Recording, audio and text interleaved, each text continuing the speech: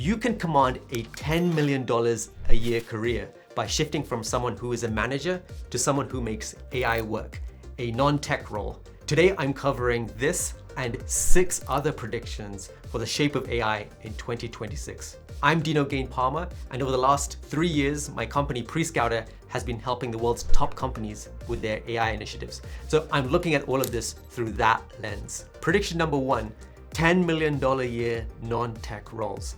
In 2025, we saw Facebook pay $10 million a year for AI researchers. Why did they do this? Mostly because these AI researchers are able to create so much leverage in the work they produce, producing huge outcomes for their companies and society. This is now increasingly possible in other roles where you can use AI tools to massively increase your productivity. Specifically in knowledge work, and probably in roles like legal, it's going to be increasingly possible to do a lot of work and produce a lot of outcomes with very little time. And those people who are able to do this using AI tools will be able to either command high salaries or be able to start their own almost one-person companies. The second prediction I have is that AI will continue to not work. So what we've seen over the last couple of years is that in a lot of companies, people are still struggling to get AI to do more than just summarize a few emails or write a few emails, or as more than just sort of an advanced Google. And that's mostly because over the last few decades, Google has done a great job training us to just put in a few keywords for us to get the results that we want. But when we're using AI, you need more than just a few keywords. You need to actually give it a lot of background information, a lot of context. It's almost like taking somebody off the street and having them do work for you. You need to give that person a lot of background information for them to be successful in doing that work. And so I think in 2026, people in enterprises, people in companies will still not have learned this lesson that we need to be providing a lot of background information, prompts that are pages long, for AI to be really productive for us. So as a result, we're going to see that companies and people are still struggling to make AI work.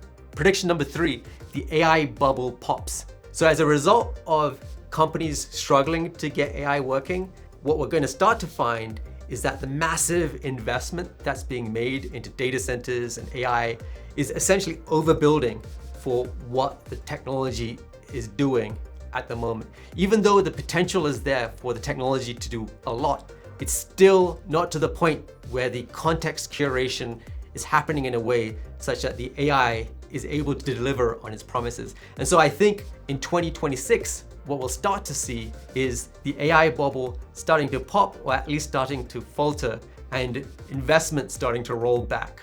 Number 4, massive improvements in context curation.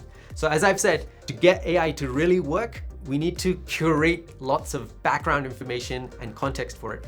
And OpenAI is already leading the pack in automating this. So ChatGPT has memory, and this memory feature is actually a generation ahead of the other models, both for Copilot, Gemini, Grok, and everything else. And this memory feature is just been getting better and better, such that it's from every conversation you have with it, it's learning more and more and retaining more and more that it reuses in future conversations. So this technology getting really fast is the key to helping realize the future with AI. And OpenAI has been making massive progress on this. If you go into ChatGPT and just type in, "What do you know about me?" it will give you a really deep and insightful reflection on your conversations with it. And so this technology will continue to improve and will be the way that we really start to unlock what's possible with this technology. Number 5, we're going to see new types of companies emerge. As this technology gets better and better and better, it will unlock capabilities that will allow for new types of services. We've already seen with the improvements in image generation that it's now possible to create infographics, all kinds of charts and posters. And so people are going to figure out ways to combine these capabilities to create new types of services that never existed before. It's hard to predict what these types of services and companies are going to be, but it could be things like taking meeting minutes and meeting notes and turning them into 3D animations. Or it could be taking documents and turning them into complete pieces of software. We already have a little bit of that with existing sort of technologies and tools, but it's going to become possible to take this to a whole new level with a whole new level of ease of use. Number 6, beyond new types of companies, I think we're also going to see new types of jobs. For example, the more you use AI, the more you realize you actually need somebody to verify the work outputs of AI. So just this verification role is going to become increasingly important. And I think we're going to start to see companies hiring for sort of AI verifier type roles. We already have seen new jobs emerge, such as prompt engineers, people who are able to use the tools to get the outputs we want. But I think we're also going to see new types of other roles appear around this technology, such as the verifier or the process engineer who helps companies redesign their processes with these tools, or roles for training staff on the new skills that are required when working with these tools.